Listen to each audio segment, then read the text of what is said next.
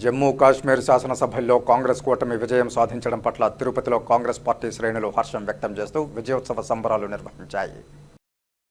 మంగళవారం ఉదయం తిరుపతిలోని గాంధీ విగ్రహం వద్ద కాంగ్రెస్ పార్టీ నాయకులు, కార్యకర్తలు జమ్మూ కాశ్మీర్, హర్యానా రాష్ట్రాల్లో కాంగ్రెస్ కూటమి ఘన విజయం సాధించడం పట్ల హర్షం వ్యక్తం చేస్తూ సంబరాలు జరుపుకున్నారు. ఈ సందర్భంగా పరస్పరం మిఠాయిలు తినిపించుకుని శుభాకాంక్షలు తెలియజేసుకున్నారు.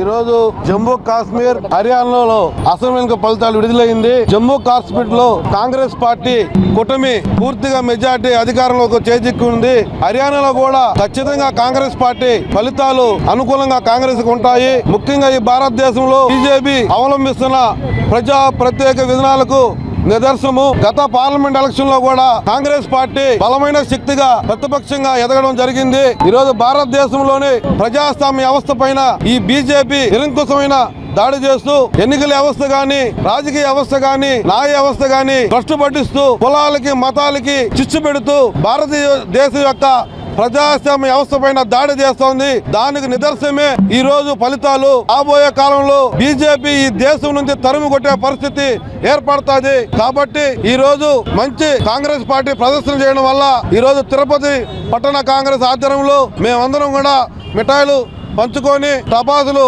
కాల్చుకోవడం జరిగింది.